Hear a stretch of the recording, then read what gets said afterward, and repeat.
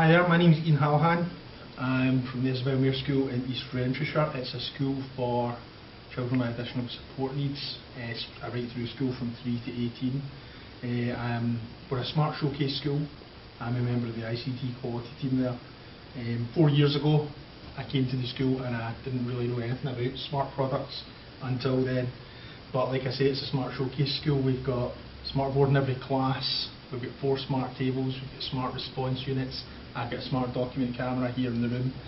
And I use Notebook virtually every day, in fact sometimes with every lesson. So I'm going to take you through one of the notebooks that I've got. This is one that I use every day with a diary group, and it's been very specifically tailored to the needs of the children that are working with it. As we go through, you'll see faces that have been obscured for confidentiality reasons. But we'll start off. So they come up and each of them is asked to work out who's not in the room just now. Our class is quite fluid, so some days people are here, some days they're not here. So when they come up, they'll choose who's not here and they'll touch their photo, which I've just used a fade out with. And by the time they've finished who's not here, they're left with the photos of the people who are, and then we check it against the actual people in the room. So I'm going to go on to the next page then. A lot of this is to do with following oral communications, so it's been very specifically designed for that. How are you feeling today? And then they have the 4 choices there: happy, sad, grumpy or sleepy. So they can put out what they want. And if someone's not here that particular day, I ask them to mark it off that they're not here, which they do. And then you put their feelings in. Next page is a question, so you make your choice there using one of the interactive image selectors, random image, and you put the choice of who it is, so they have to be able to tell either by reading or by having it presented to them orally who that is there. I'm not sure, with the face being missing I think it might be. How about that? From there we go into a different page, which is it's spelling their names using letters to drag into a table. But for issues of confidentiality, I'm not going to go into that page today. So we're on to the writing page then. This is me using Smart Notebook for penmanship. It's faded prompt letters there, and you can see as you go through, what I've done is I've started dropping the letters off the end, and they have to fill in. So by the end what you're left with is a blank line prompt, and then you have to write your whole name in yourself. Now this did take quite a while to make, but like I say, it's used every day quite heavily, and it's helping to deliver a lot of the SQA objectives that we've been working on.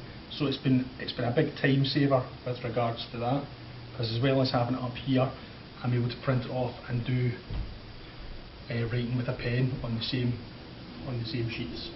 So then we go through Craig, sees it a wee bit working a bit different pace, and then we've got Luke's. And again, the difference we've seen in the performance in these situations has been amazing since the start of term.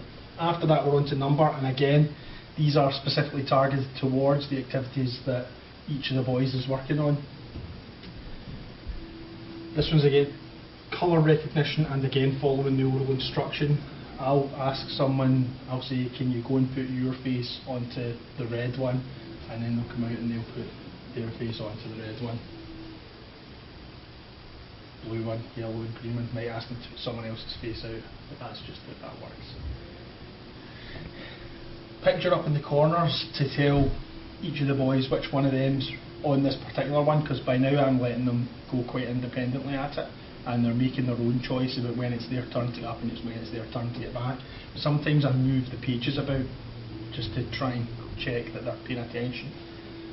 Again, this is being used as a prompt to start with, and it is just a case of dragging these in. Now when we started, they were having some problems with recognising the numbers. That's one of the targets they were working towards. So what I'd done was, I don't know if you can hear that, can I turn up a bit?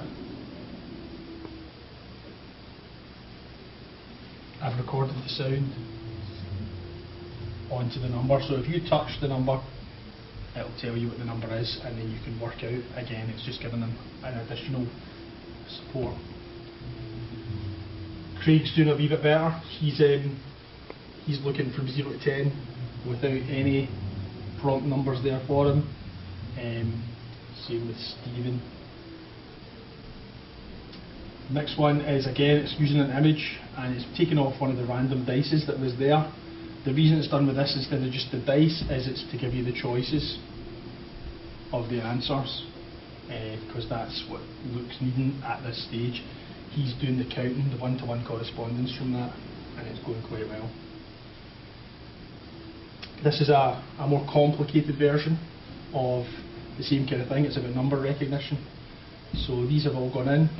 You pick a random one, it's got the choices there, and you can either present them orally or just get them to recognise them from the written outputs. This is for Craig. He's been working with coin recognition, and that's one of his targets for this year. And I've got clip art for each of the current coins in circulation in the UK.